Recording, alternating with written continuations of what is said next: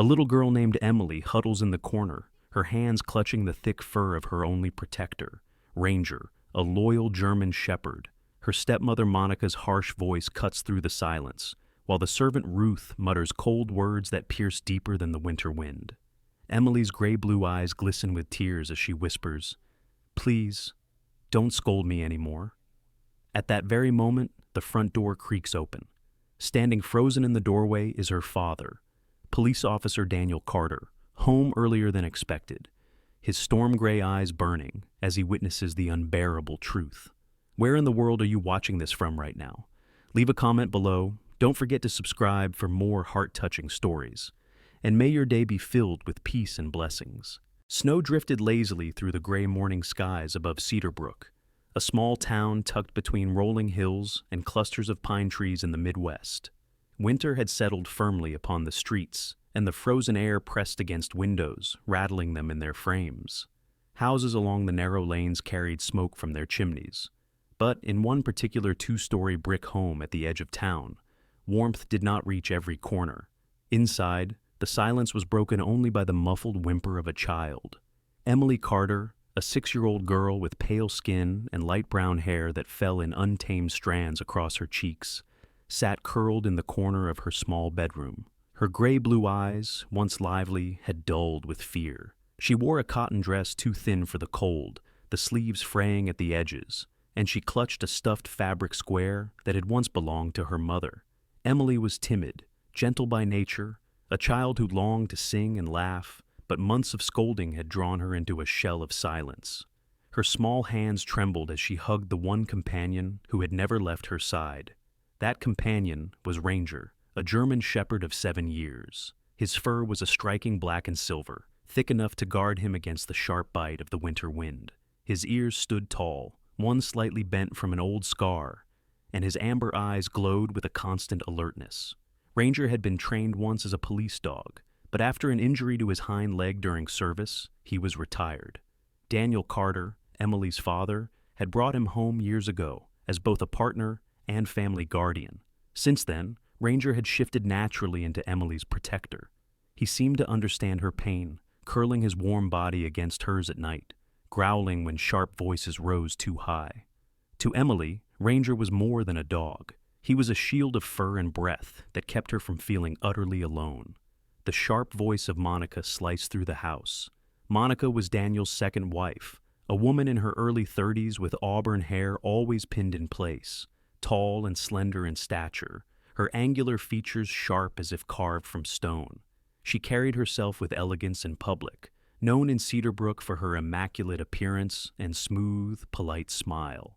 Yet inside the house, her nature hardened, especially toward Emily. Her resentment came from years of bitterness. Once, as a teenager, she had dreamed of becoming a singer, but her father's stern disapproval had killed that dream. Forced to study accounting, she carried that frustration like a scar. When she looked at Emily, who carried echoes of Claire, Daniel's late wife, Monica's bitterness often burst into cruelty. To outsiders, she seemed composed, but within these walls, she wore no mask. Beside Monica often lingered Ruth, a middle-aged housekeeper. Ruth was in her 40s, short and round-shouldered, with thin lips that pursed when she spoke. She had worked for the Carter family for several years, originally under Claire. Back then, Ruth had been softer, but since Monica assumed control, Ruth shifted her loyalty. Though not inherently cruel, she was weak-willed, finding it easier to echo Monica's commands than to resist them. Ruth's complaints became constant background noise in the house, chipping away at Emily's confidence day by day. That morning, Emily had spilled a few drops of milk on the kitchen counter. It was a small mistake, but Monica's eyes flared as if it were a crime. "You can't even handle a glass properly?" Monica snapped, her voice slicing like the icy wind outside. Ruth chimed in, shaking her head. "She only causes more trouble." Emily's lips quivered, her whispered apology nearly swallowed by silence. Ranger pressed against her legs, his low growl vibrating in his chest. Monica glared at the dog, but did not dare strike him. She had seen the warning in those amber eyes before. Hours passed, and Emily remained hidden in her room, clutching Ranger. She hummed a tune her mother once taught her, though her voice trembled like frost on a window pane. Claire Carter, her mother, had been a gentle woman, known in town for her kind presence and soft songs. Claire's passing 2 years earlier had left a wound that never healed in Emily. For Daniel, it had been a scar hidden beneath the badge he wore. And for Monica, Claire's shadow was an unbearable reminder that Daniel's heart had once belonged fully to another. That evening, Cedarbrook streets glowed beneath amber streetlights. Snow piled against sidewalks, and the sound of a police cruiser hummed down the main road. Officer Daniel Carter, 38 years old, tall and broad-shouldered with storm-gray eyes and a jaw hardened by years of service, pulled into the driveway. His uniform, a Navy patrol jacket lined with wear, carried dust from distant highways. Daniel had been away for weeks on a special assignment tracking narcotic smuggling routes. The mission had been grueling, filled with sleepless nights, stakeouts in bitter weather, and the constant tension of danger. But through it all, he had carried a picture of Emily tucked in his wallet, the one tether that reminded him why he endured such burdens. Daniel was known among his colleagues for his steady hand and unwavering loyalty.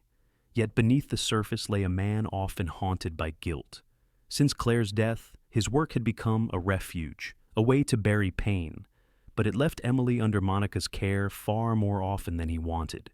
He told himself he was protecting the community, that he was honoring the badge, but in quiet moments, he wondered if he was abandoning his daughter when she needed him most. That night, as he stepped from the cruiser, his boots crunching into the snow, Daniel noticed the house unusually silent. Normally, Monica would greet him at the door with her polished charm, but the entryway was still. He pushed the door open, the cold air trailing behind him, and stepped into the dimly lit hall. His ears caught it first, a muffled sob, soft and broken, carrying down the stairwell. Ranger's growl followed, deep and warning. Daniel's heartbeat quickened. He climbed the stairs, each step echoing through the hushed house. When he reached Emily's room, the door was ajar. He froze. The sight before him carved itself into his mind. Emily sat hunched on her small bed, tears soaking the pillow. Her cotton dress clung to her tiny frame as she shook, whispering pleas into the air. "Please don't scold me anymore." Ranger was pressed against her side, ears forward, eyes locked on the doorway, as if daring anyone to step closer. Emily's small fingers gripped his fur, as though holding the last anchor of safety. Daniel's breath caught in his chest. The scene collided with every memory of Claire. Her soft voice, her final words about protecting their daughter, her wish that Emily always be cherished. Rage and grief surged within him, boiling against his ribs. His jaw tightened, and the muscles in his neck strained as he realized the truth he had feared but never confronted. His little girl was living in shadows, suffering in the very home meant to protect her. At that moment, the icy world outside seemed to fall away. Cedarbrook's quiet streets, the endless duties of the badge, the noise of narcotics investigations, all shrank to nothing. There was only Emily, trembling, clutching her German shepherd, whispering into the silence for mercy. Daniel stood still in the doorway, his breathing uneven, his fists curling at his sides. A father had returned, and the shadows would no longer go unanswered. The morning sun over Cedarbrook filtered pale and weak through heavy clouds, casting a muted glow on the Carter house. Snow was piled high on the sidewalks, and icicles dangled from the roof like jagged teeth. Inside the kitchen, the smell of coffee lingered faintly in the air, but the atmosphere was far from warm. Emily Carter, her small frame wrapped in a dress that hung loose on her shoulders, tried to balance a tall glass of orange juice with both hands. Her gray-blue eyes, still puffy from the night before, focused intently on not spilling a drop. Ranger, the German shepherd, stood nearby, his amber gaze never leaving her, his tail lowered in a cautious arc as if anticipating trouble. The trouble came quickly. Monica Carter entered the room, her auburn hair neatly pinned, wearing a tailored dark skirt and blouse that accentuated her tall, lean figure. Her eyes, sharp and restless, flicked toward Emily. A frown deepened across her angular face as she spotted the slight tremor in Emily's hands. "Can you not even hold a simple glass properly?" she hissed. Before Emily could steady herself, the glass slipped, tumbling to the floor. The sharp shatter echoed through the kitchen. Emily froze, her small hands trembling, and immediately fell to her knees, whispering apologies. "I'm sorry. I didn't mean to. I'll clean it up." Her fingers reached for the shards, cutting her skin. Ranger let out a low growl, stepping forward protectively, but Monica's hand shot out. She grabbed Emily's hair roughly, jerking her backward. "Useless!" Monica spat. Her voice dripped with contempt, her grip cruel enough to make Emily wince. From the hallway came the sound of footsteps. Daniel Carter, freshly returned from his assignment, stood rigid in the doorway, his storm-gray eyes hardening as he saw his daughter on the floor. He was still in his patrol uniform, tall frame filling the doorway, the badge on his chest catching the morning light. His voice, normally steady, rang sharp. "Monica, stop!" The sudden authority in his tone startled Monica. She released Emily's hair with a jerk and stepped back, trying to compose herself. Ruth, the housekeeper, shuffled in, drawn by the commotion. She was short, round-shouldered, with thinning brown hair tied back carelessly, her apron dusted with flour from the breakfast preparations. She folded her arms, her lips pursing into a line as she muttered, "I told you so. This girl can't do anything right." Her tone was shrill, but her eyes flickered nervously between Daniel and Monica. Daniel stepped forward, kneeling beside Emily, gently pulling her bleeding hand away from the glass. He took a dish towel from the counter and wrapped her small palm carefully, his large hands surprisingly gentle. Ranger pressed against his side, the dog's low growl rumbling like distant thunder. Daniel's jaw tightened, anger simmering beneath his calm exterior. He looked up, his eyes cold. "Monica, Ruth, both of you, leave her alone." Monica forced a laugh, brittle and thin. "Daniel, you're overreacting. She needs discipline, otherwise she'll grow up spoiled, weak. You don't understand what it's like raising her while you're gone." Her voice carried an edge of defensiveness, but her posture betrayed unease under his piercing stare. At that moment, the phone on the wall rang, its shrill tone cutting through the tense silence. Ruth moved to answer it, her plump fingers fumbling with the receiver. On the other end was a man's voice, Officer Greg Henson, one of Daniel's colleagues. Ruth handed the phone to Daniel quickly, her face paling slightly as if eager to deflect his attention. Greg was in his early 40s, tall with sandy blonde hair beginning to gray at the temples, and known for his pragmatic, straightforward nature. His voice on the line was firm. "Daniel, you need to know something. One of the suspects we picked up last night mentioned a name, Victor Hayes, said he's been moving money for the cartel. The description matches Monica's cousin Daniel's hand clenched tighter on the phone. He knew Victor. He was in his mid-30s, slick-haired, always dressed in expensive suits that seemed out of place in Cedar Brook. He had a reputation for smooth talk and sharp schemes, drifting from city to city, leaving trouble behind. The thought of him tangled with both Monica and the narcotics case twisted Daniel's stomach. "Thanks, Greg. Keep me updated," he said curtly, hanging up. He turned back to the kitchen. Emily was sitting quietly on the stool now, her wrapped hand cradled against her chest, Ranger's head resting against her knee. Her tear-streaked face turned toward her father, a fragile hope shining faintly in her eyes. Daniel touched her hair gently, the softness of the moment almost shattering the hardened shell he carried from years on the force. Monica crossed her arms, her chin raised. "Victor is family.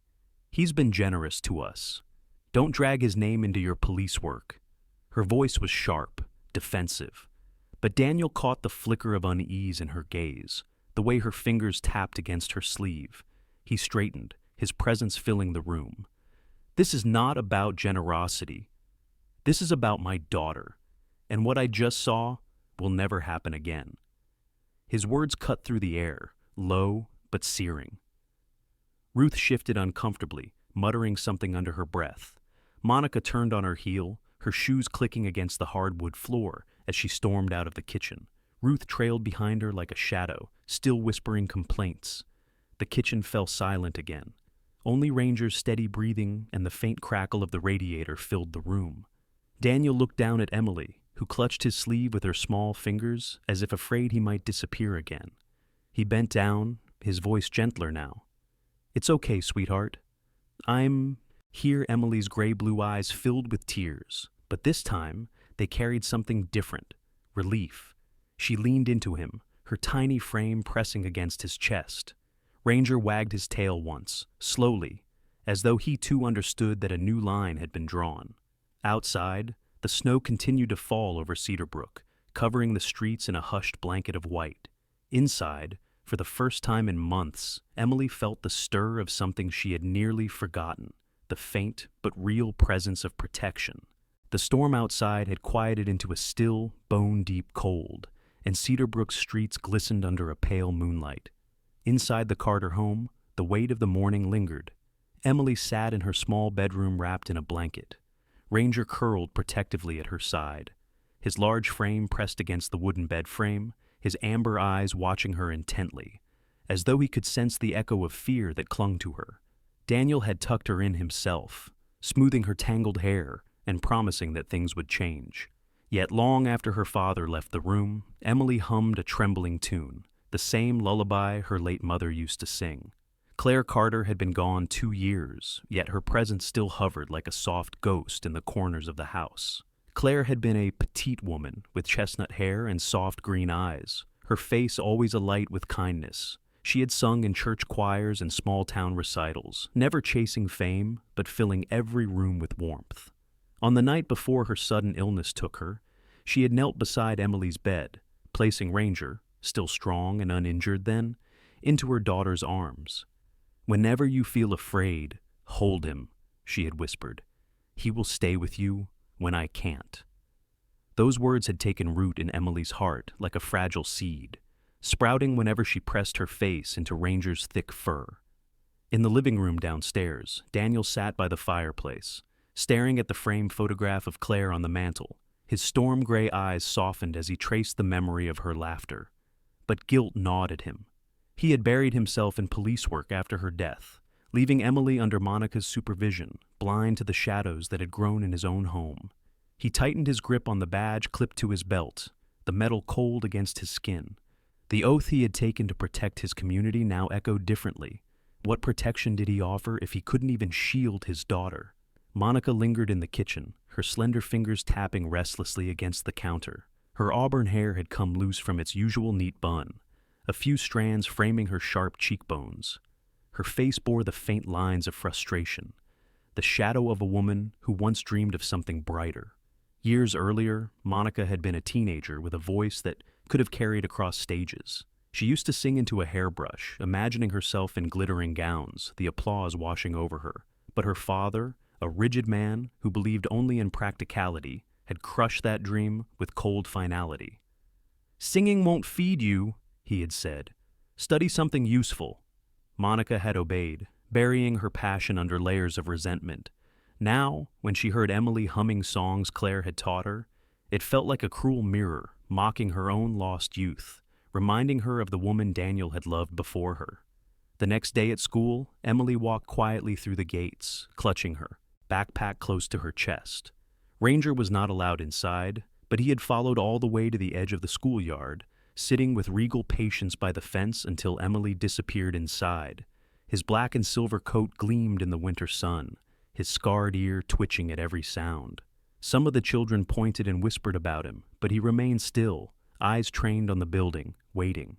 Inside, Emily's teacher, Miss Parker, noticed her subdued demeanor. Miss Parker was in her mid-30s, tall and slender, with wavy brown hair pinned back from her gentle face. She had a natural warmth that drew children to her, though behind her bright smile lay a quiet resilience. Years earlier, she had lost her husband in a car accident and had since devoted herself entirely to teaching, pouring her love into the students who filled her classroom. When Emily timidly sang along during a morning exercise, Miss Parker paused, her ears catching the purity of the little girl's voice. She crouched beside Emily, her hazel eyes soft. "Emily, you have a beautiful voice," she said warmly. "Your mother must have taught you well." Emily's cheeks flushed pink, and she ducked her head, but a spark of pride flickered in her chest. Back at the station, Daniel sifted through files tied to his narcotics case. Victor Hayes' name appeared again, a smear of ink on paper that now felt like poison. Victor was Monica's cousin, a man known for his slick smile and expensive suits, his dark hair always combed neatly, his eyes calculating like a gambler weighing odds. He thrived on manipulation, a parasite who latched onto wealthy relatives and whispered promises of opportunity. Daniel remembered the time Victor had tried to offer him a business partnership in a questionable investment, how he had laughed it off back then. Now, learning that Victor might be laundering money for a cartel tightened Daniel's chest with dread. If Monica had any involvement, the rot inside his home was deeper than he imagined. That evening, Daniel returned home later than usual, his boots heavy with exhaustion. In the living room, he found Emily sitting cross-legged on the rug, Ranger lying beside her, head resting in her lap. She was softly singing a lullaby, her small hands stroking the German shepherd's fur. The dog's eyes closed slowly, as if soothed by the melody. Daniel leaned against the doorway, his heart swelling with both pride and sorrow. For a fleeting moment, the room seemed filled with Claire's spirit, her song woven into Emily's fragile voice. Monica appeared in the doorway opposite him, her arms crossed, her face pale. She watched Emily sing, but her eyes burned with something darker than sadness, jealousy, sharp and consuming. She turned abruptly, heels clicking against the wooden floor, retreating into the kitchen without a word. Daniel noticed, his brow furrowing, but he stayed silent, unwilling to shatter the moment. Later, that night, Emily whispered into Ranger's ear as she lay in bed. "Mommy said you'd protect me," she murmured. Ranger shifted closer, his steady breathing lulling her to sleep. In the hallway, Daniel stood in the shadows, listening. He placed his hand on the doorframe, whispering to himself, "Claire, I won't fail her again." The snow outside thickened, draping Cedarbrook in a quiet blanket of white. Within the Carter home, memories of the past stirred like faint music, reminding them all that shadows of loss and jealousy could linger. But so too could love, waiting to be defended. The storm clouds of Cedarbrook had rolled away, leaving the streets coated in ice that glittered beneath the pale winter sun. The Carter home, however, felt colder than the world outside. Daniel Carter sat at the kitchen table, his storm-gray eyes fixed on the faint stain of dried juice near the sink, where the broken glass had fallen yesterday. Emily had gone to her room, Ranger faithfully beside her, and Daniel now turned his attention toward the shadows festering inside his household. He had promised himself the night before that the silence was over. Ruth shuffled nervously through the hallway with a dust rag in her hand, her round shoulders hunched, her lips muttering as though rehearsing excuses. Her hair, once chestnut, had dulled into a permanent mousy brown, tied back hastily. She had been a widow for 10 years, her husband lost to a factory accident, and survival had hardened her into a woman who clung to the security of employment at any cost. When Monica had entered the house years earlier, Ruth adjusted like a reed in the wind, bending toward authority, even if it meant turning cruel. Daniel called her name sharply. "Ruth, come here." His tone was clipped, every syllable carrying the authority of years behind the badge. She stepped into the kitchen, wringing her hands, her small eyes darting to the floor. "Yes, sir," she mumbled. Daniel leaned forward, his elbows on the table. "Tell me the truth. How have you been treating my daughter while I've been gone?" His voice was low, dangerous in its calmness. Ruth's lips trembled. She glanced toward the doorway, as if hoping Monica might appear and rescue her. But the house was silent. At last she spoke, her words spilling quickly. Madam Monica gave the orders. I just did what she said. I told the girl she was useless, yes, but only because Madam wanted it so. I never meant real harm. It was only words." Her voice cracked. Daniel rose slowly, his tall frame towering over her. The storm gray in his eyes hardened into ice. "Words can wound more deeply than hands, Ruth. And you knew it. You chose the easier path instead of protecting a child. That makes you complicit." His words struck her like blows. She twisted the rag in her hand, stammering, I only wanted to keep my job." "Then your job here is finished." Daniel's voice rang final. "Pack your things tonight." Ruth's face drained of color. For a moment she opened her mouth to argue, but one glance at Ranger, who stood beside Daniel, fur bristling, teeth bared in a silent growl, silenced her. She bowed her head, whispering, "Yes, sir." Emily stood at the top of the stairs, peeking through the banister, her small face flushed with astonishment as she watched her father's authority ripple through the house. Her heart pounded, not with fear this time, but with something brighter. For the first time, she had seen her father openly defend her. Ranger glanced upward, at her, tail wagging once as though affirming her new sense of safety. Meanwhile, Monica had retreated to the parlor, pacing beneath the framed portraits that hung on the walls. She wore a long wool dress of burgundy, her auburn hair pinned tightly again, though strands had begun to loosen with her agitation. She was beautiful in the way that left others cold, a beauty sharpened by edges of pride and bitterness. Her slender fingers dug into her sleeves as she muttered to herself.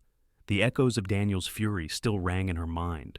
She remembered her father's voice years ago, telling her to abandon singing, calling her foolish, unworthy. Every time Emily sang softly in a corner, Monica felt as though her own youth was mocking her from beyond reach. The front door opened suddenly, startling her. It was Detective Frank Delaney, Daniel's longtime colleague.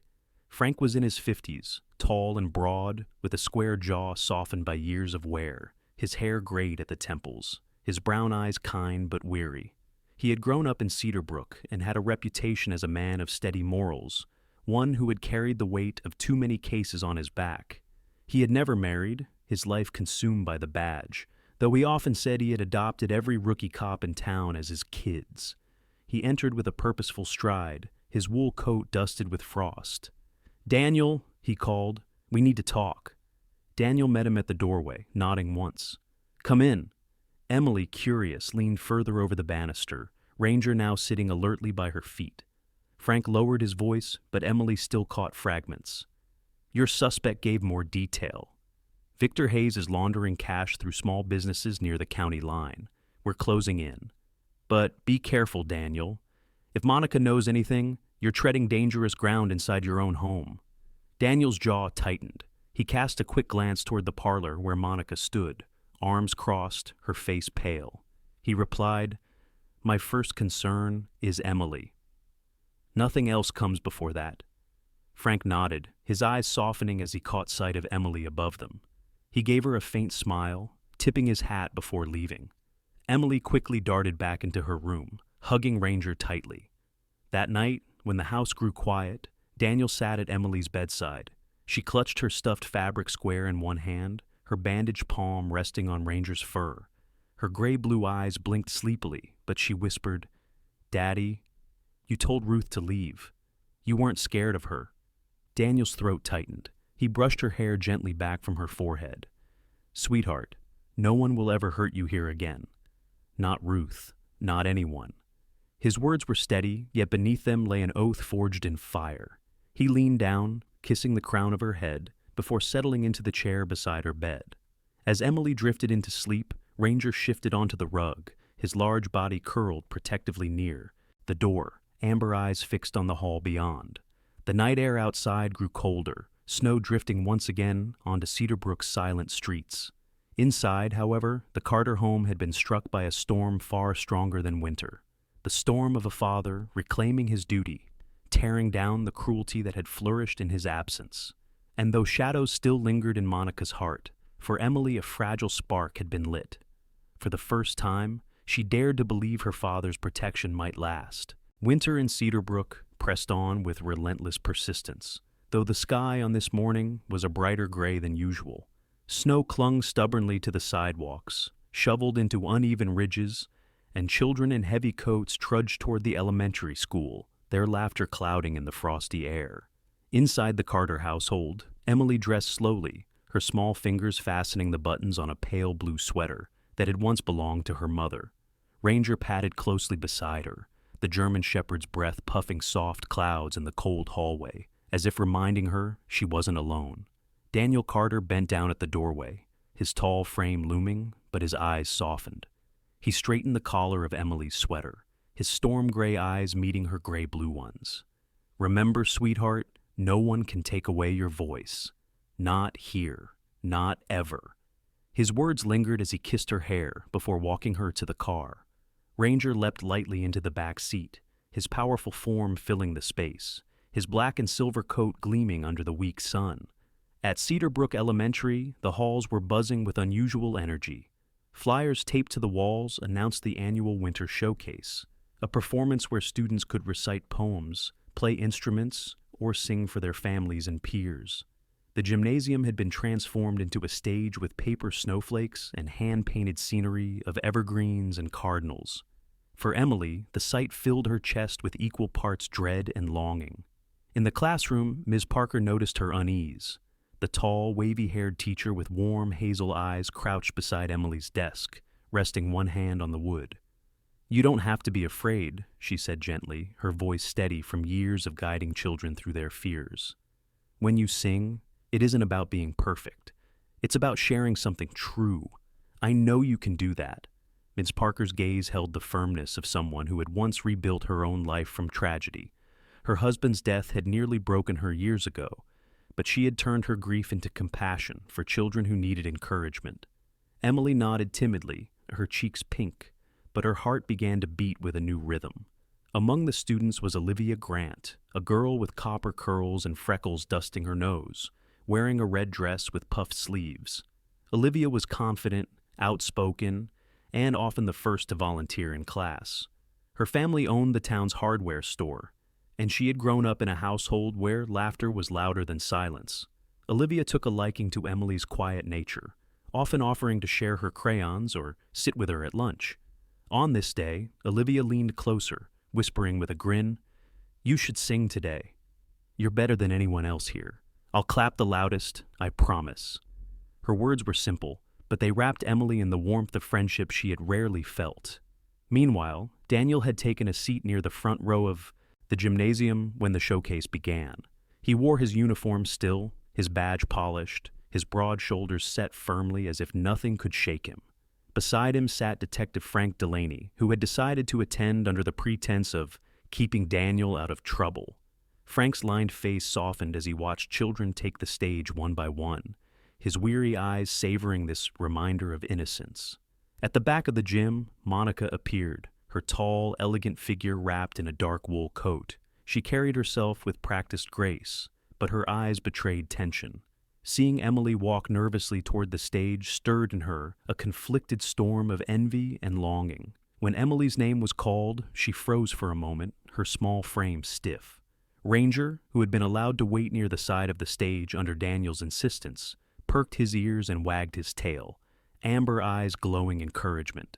Miss Parker gave Emily's shoulder a gentle squeeze before stepping back. Emily took the stage, clutching a sheet of music.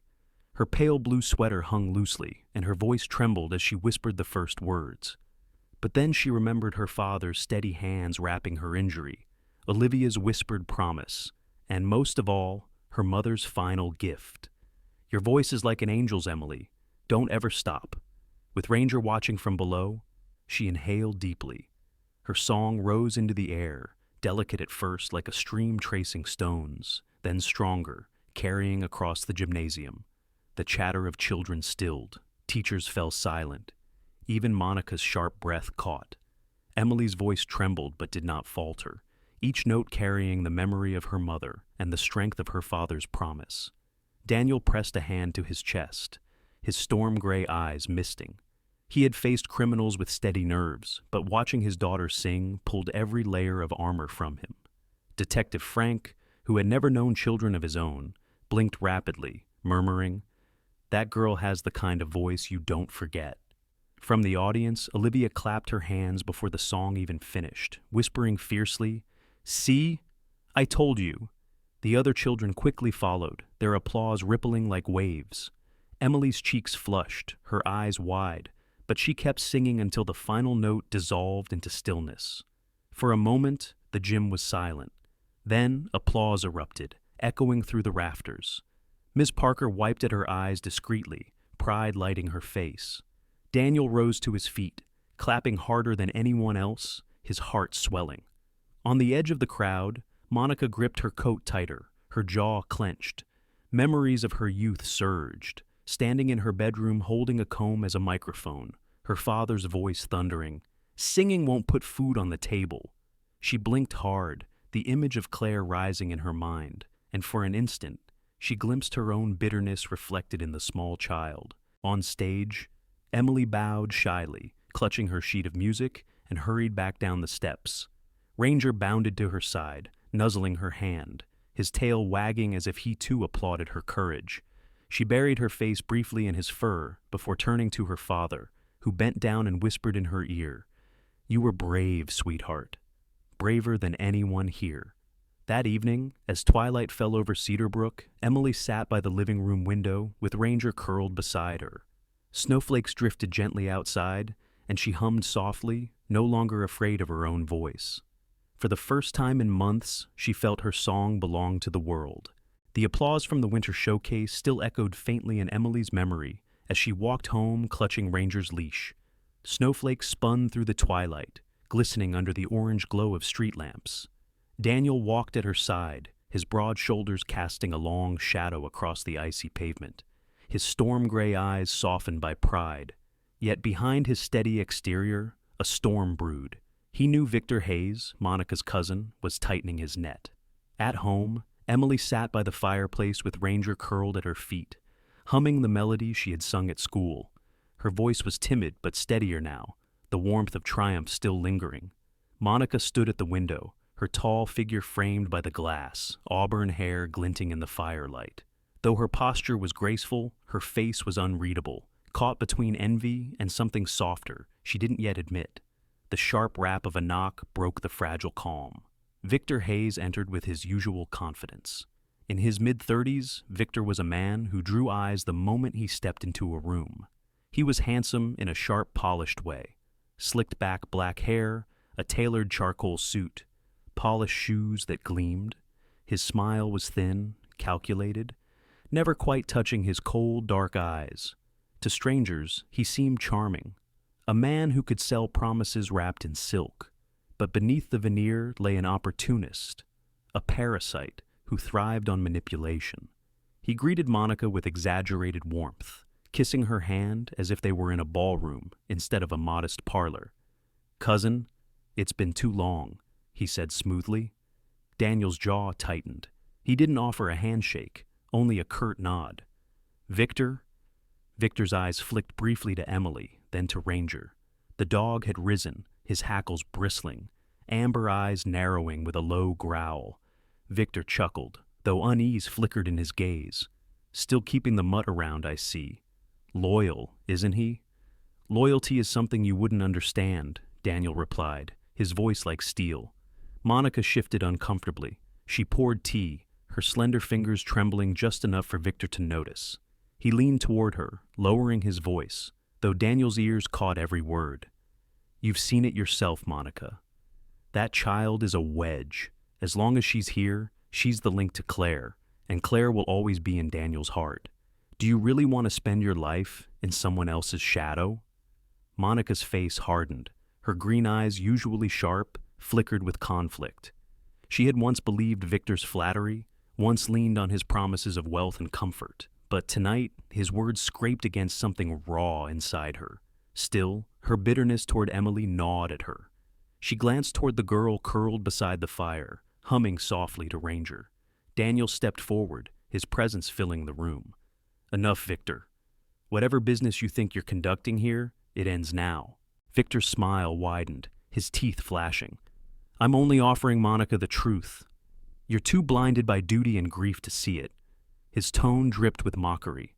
Emily's small body tensed. She had been listening, wide-eyed, clutching Ranger's fur.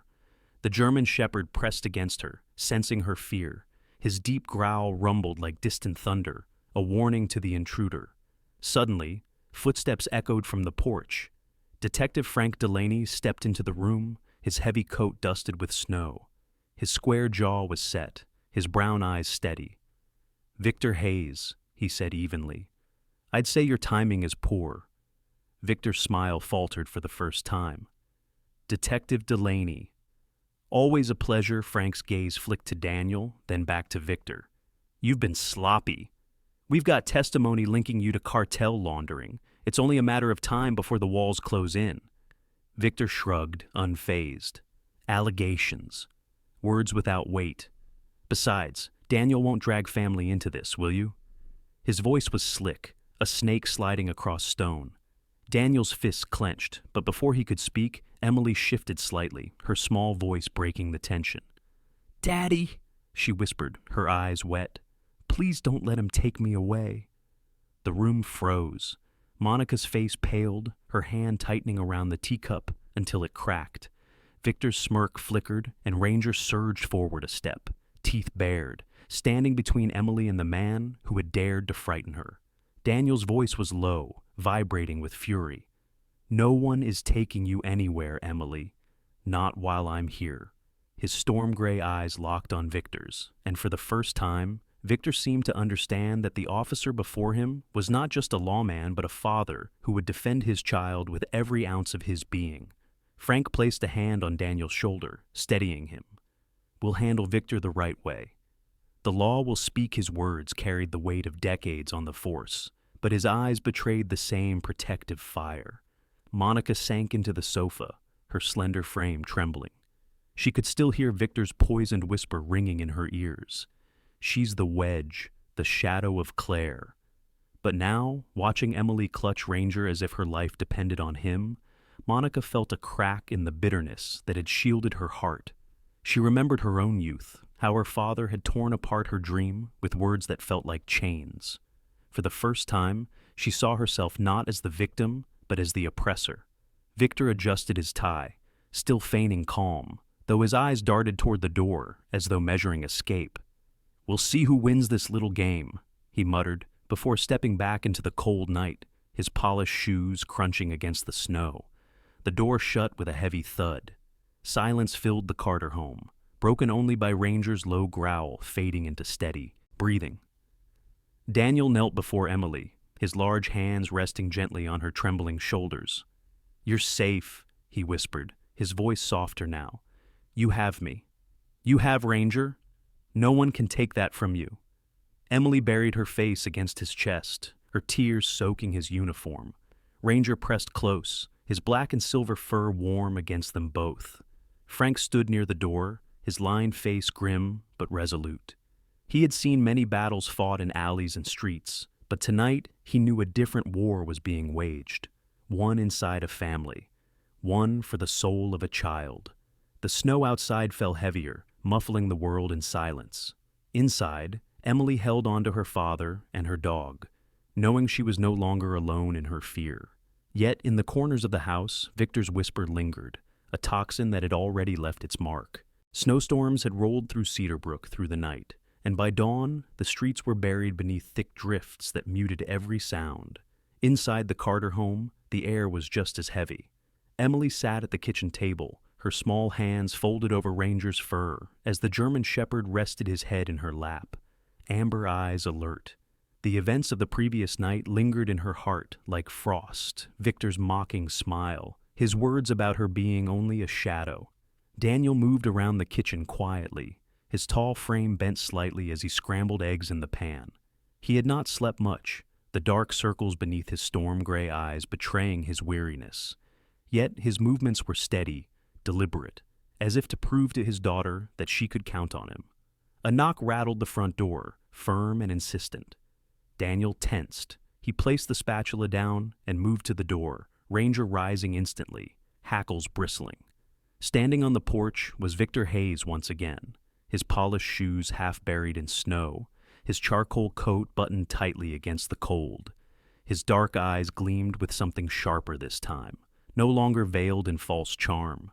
Behind him stood two men Daniel didn't recognize, both tall, dressed in heavy jackets that couldn't quite hide the bulges at their waists. One had a shaved head and a jagged scar across his jaw, his posture stiff, his eyes cold.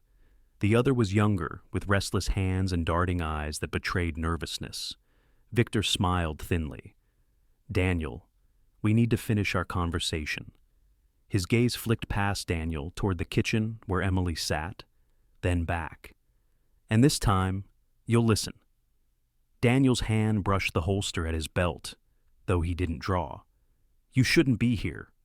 "Not with them." Victor's smile widened, his voice dropping to a low hiss. "I warned Monica already. The girl stands in your way. Choose, Daniel. Your family's future secured by me, or everything crumbling when the truth comes out." His words dripped poison. Monica appeared in the hallway, her auburn hair disheveled, her tall frame tense. Her green eyes darted nervously between Daniel and Victor. She looked pale, the weight of the decision pressing visibly on her slender shoulders. She had spent the night in turmoil, hearing Victor's words repeat in her mind. Yet when her gaze fell on Emily clutching Ranger, she saw not a rival, but a fragile child terrified of losing her place in the world. Monica's lips parted, but no words came. Ranger growled, low and resonant, stepping forward to shield Emily. His black and silver coat bristled, and his amber eyes locked on Victor with unwavering intensity. Emily buried her face in his fur, whispering, "Don't let them take me." At that moment, Detective Frank Delaney stepped from his car at the curb, his heavy boots crunching in the snow. His wool coat flared as he approached, his square jaw set, his brown eyes sharp with purpose. "Victor Hayes," he called, his voice cutting through the cold air. "You've crossed enough lines. This ends now." Victor's two men shifted, hands twitching near their jackets, but Daniel moved instantly, drawing his weapon with steady precision. His storm-gray eyes burned with fury. "Don't!" he ordered, voice like iron. The younger thug froze, fear flickering in his restless eyes. The scarred man's jaw clenched, but he didn't move. Frank came closer, his breath steaming in the frigid air. "We have the evidence, money trails, testimonies, witnesses. You can walk away now, Victor, or be dragged down with the cartel you're so desperate to impress." Victor's smirk faltered, the mask of confidence slipping for just a heartbeat. He turned his gaze on Monica, his voice sharp and desperate. "Tell him, cousin. Tell him the girl has poisoned this house. Say the word, and we can still win." His dark eyes bored into hers, searching for alliance. Monica's slender hands trembled as she clenched them at her sides. She remembered her father's voice years ago, crushing her dream. Remembered how bitterness had turned her into the very thing she once despised. And now she looked at Emily, the child who hummed songs at night, who had sung in front of the whole school with a courage Monica herself had never known. For the first time, Monica's heart cracked wide enough for light to seep in. Her voice came out hoarse but clear. "No, Victor. You're wrong. I won't let you use me anymore." She stepped forward, her tall frame shaking, but her green eyes firm. "Emily is not the problem. I am. And I won't let this house be poisoned any longer." Victor's face drained of color, his thin smile collapsing into a snarl. He reached for Monica's arm, but Daniel stepped between them, his broad shoulders blocking Victor entirely. Ranger lunged forward, barking fiercely, his teeth bared. The thugs flinched back, unsettled by the dog's ferocity. Daniel's voice thundered, steady and unyielding.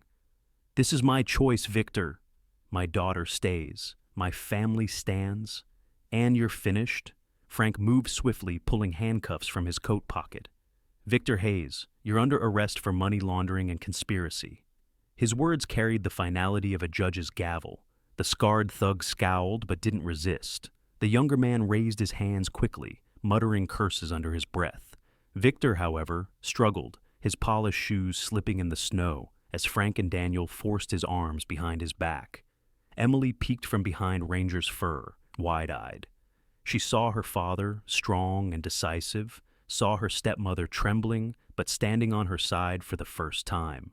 And she saw Victor, dragged away in the snow, his smooth words stripped of power. For the first time, the shadows that had haunted her room seemed to lift. As the squad car pulled away with Victor in the back seat, Daniel returned inside. He knelt by Emily, pulling her into his arms, Ranger pressing close against them both. Monica lingered near the doorway, silent tears streaking her pale cheeks. She whispered, "I was wrong." "I see it now." Daniel looked at her, his expression guarded but softer than before. "Then prove it." "Start today." Emily, still clinging to Ranger, lifted her gray-blue eyes toward her stepmother. For the first time, she didn't see only fear there. There was the faintest spark of hope. The snow had melted into slush along Cedarbrook's main street, the first signs of spring hidden beneath winter's grip. In the Carter household, however, a different kind of thaw was beginning. After Victor's arrest, the house felt less like a cage of shadows and more like a space where voices could breathe. But for Monica, every sound was a reminder of choices she could no longer ignore. She stood in the kitchen one morning, auburn hair loose over her shoulders for once, her slender frame dressed in a plain sweater instead of her usual crisp blouses. Her green eyes lingered on the cookbook, splayed open on the counter. It was Claire's old cookbook, the pages dog-eared and stained, left behind like a quiet legacy. Monica had never cared to open it before. The thought of touching something that belonged to Daniel's first wife had always been unbearable. But now, with Victor gone and Daniel's words echoing, then prove it. Start today. She forced herself to turn a page. Her hands trembled as she measured flour, clumsily cracking eggs into a bowl. The shells fell in, and she fumbled to fish them out. Emily padded into the kitchen, Ranger close at her heels. The German Shepherd's thick black and silver coat gleamed, his ears alert as he studied Monica with cautious eyes. Emily froze in the doorway, her gray-blue eyes wide. She had never seen her stepmother in the kitchen before. Monica glanced up, her lips parting awkwardly. "Do you want to help?" The words came out stiff, as if foreign. Emily hesitated, then looked at Ranger, who wagged his tail once as if giving permission.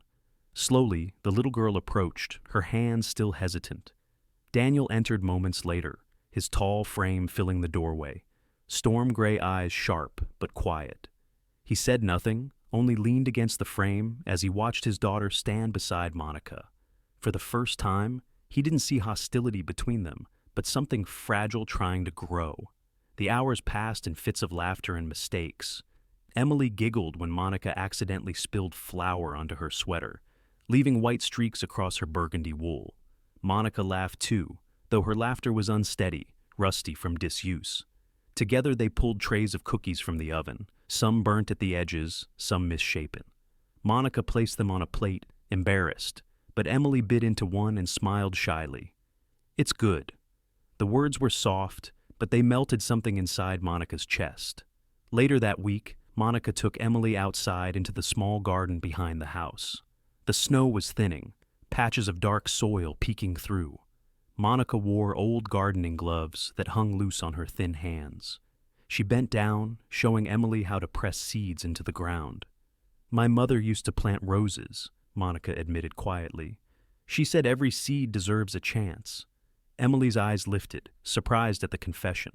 She knelt, pressing seeds into the soil with tiny fingers. Ranger lay sprawled nearby, his scarred ear twitching, eyes watchful but content. From the porch, Daniel watched again. His broad shoulders relaxed for the first time in weeks. He saw Monica kneeling in the dirt with Emily, saw his daughter listening with genuine interest, and he realized that the house no longer carried the same silence. The change did not go unnoticed in Cedarbrook. At church on Sunday, whispers followed the Carter family when they entered. The townsfolk had always regarded Monica with polite distance. Her cold beauty, her sharp demeanor, her bitterness had made her unapproachable. Now they saw her holding Emily's hand in the pew, her posture softer. Beside them sat Mrs. Margaret Hollis, a neighbor in her 60s with short silver hair and a plump frame. She had always been outspoken, her warm smile balancing a no-nonsense nature shaped by raising 6 children of her own. Margaret leaned over, whispering to Daniel, "Never thought I'd see it, Carter. But I'll say this, people can change if they choose." Her hazel eyes twinkled with cautious approval. Emily, encouraged by the warmth of both Ms. Parker at school and Olivia's friendship, began to open up more at home. She told Monica small stories about her classmates, about Olivia's silly jokes, and about the way Ms. Parker sang in class to keep everyone's attention. Monica listened, sometimes awkwardly, sometimes with genuine interest. It was new to her, listening without judgment. One evening, while Daniel worked late at the station, Monica sat on the porch with Emily. The sun had set, leaving a lavender glow across the horizon. A plate of cookies sat between them, some still misshapen, but edible. Emily swung her legs gently, her voice soft, as she began to hum.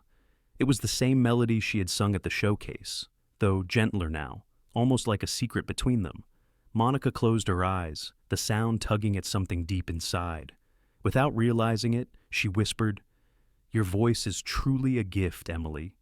The little girl paused, stunned. She turned her gray-blue eyes up at Monica, searching for mockery, but found none. For the first time, She saw her stepmother not as a looming shadow, but as a woman fragile in her own way. Emily continued to sing, her voice like a thread stitching them closer. Ranger rested at their feet, his steady breathing grounding them both. Inside the house, Daniel sat at his desk, listening through the open window. His storm-gray eyes softened as he heard the melody drift across the porch. For years, he had lived with guilt and silence. But now, he felt something shift. Healing had begun. The summer sun rose over Cedar Brook with a brilliance the town had not seen for months, painting the rooftops in gold and scattering diamonds across the rippling river. Flags and paper lanterns lined Main Street, fluttering in the warm breeze as the town prepared for its annual summer music festival. Families spilled out of shops with cones of ice cream. Children ran through the square with painted faces, and laughter rang like church bells through the humid air. In the Carter household, Emily stood in front of the mirror, smoothing the pale yellow dress that Monica had bought for her only a week earlier. It was simple, cotton with a ribbon at the waist, but to Emily, it felt like a gown. Her gray-blue eyes shone nervously as she twisted a strand of her light brown hair. Beside her, Ranger stood tall, his black and silver coat brushed until it gleamed. At nearly 8 years old, he had grown into his scarred ear and carried the dignity of a guardian who had endured storms. He pressed close to Emily's legs, as if telling her he would be listening, even from the shadows of the stage. Monica entered the room quietly. She wore a cream-colored dress, her auburn hair tied neatly back, her green eyes no longer cold, but softened by weeks of change. She paused, looking at Emily's reflection in the mirror. "You look beautiful," she said softly. Her voice carried no sharpness, only sincerity. Emily turned, surprise flickering across her small face before she whispered, "Thank you." Downstairs, Daniel was already waiting, his tall frame straight in his neatly pressed uniform. Though off-duty, he had chosen to wear it proudly, the badge polished until it caught the light. His storm-gray eyes were calm, yet beneath them lay a father's anxious love. He had faced armed men and dark alleys, but today, watching his daughter prepare to sing, his heart felt more vulnerable than ever. The festival stage was set in the town square, decorated with strings of lights and banners painted by local school children. The air buzzed with excitement. Among the organizers was Principal Clara, a petite woman in her 60s with silver hair cut into a neat bob, her bright blue eyes sparkling behind thin glasses. Known in town for her commanding voice and unshakable belief in children, Clara carried herself with an energy that belied her age. She greeted each performer with a warm smile, her gentle hands adjusting bows and collars. When she saw Emily, she bent down, her voice ringing with encouragement. "You have a gift, dear. Don't be afraid to share it. Tonight you'll show the whole town what courage looks like." Emily nodded timidly, clutching Ranger's collar until the moment she had to step backstage. Monica stood nearby, her tall frame tense, while Daniel rested a steadying hand on her shoulder. "She's ready," he whispered, as much to reassure himself as her. The festival began with the town band, a dozen men and women in blue, shirts playing trumpets and clarinets, their faces flushed from the heat. Children danced in the grass while families clapped along. Then came the local choir, followed by a violin solo from a high school student named Hannah, a tall girl with long blonde hair braided neatly down her back. Her bow moved with precision, though her shy smile revealed the nerves she carried. The audience applauded warmly, but the air seemed to shift as Emily's name was announced. She stepped onto the stage, her pale yellow dress glowing under the string lights. For a moment, the crowd hushed, the chatter falling into silence. Emily gripped the microphone with both hands, her small chest rising and falling as she tried to steady her breath. Her gray-blue eyes swept the crowd and found her father standing tall in the front row, his hand over his chest, his storm-gray eyes glistening. Beside him stood Monica, her green eyes bright with a mixture of pride and guilt. Ranger sat obediently near the steps of the stage, his amber gaze fixed on Emily, his body coiled with protective energy. The music began softly, just a piano accompaniment from Mr. Walters, the elderly organist of the town church. He was in his 70s, his back slightly stooped, but his hands still carried grace over the keys. The first notes floated upward, and Emily closed her eyes. Then her voice rose, clear and trembling at first. like a candle flickering against the wind. The audience leaned forward, breaths held. As the melody built, Emily's voice grew steadier, filling the square with a sound pure enough to draw tears. Her song was one Claire had taught her long ago, a lullaby that spoke of light breaking through darkness. It was simple, but in Emily's fragile tone, it became something luminous, as though the memory of her mother sang through her. Daniel's vision blurred.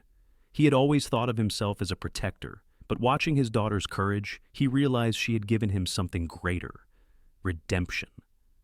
Monica pressed a hand to her mouth, tears streaking her cheeks. She saw in Emily not a rival, but the reflection of the girl she had once been, silenced by her father's cruelty. For the first time, she allowed the music to mend the bitterness in her heart.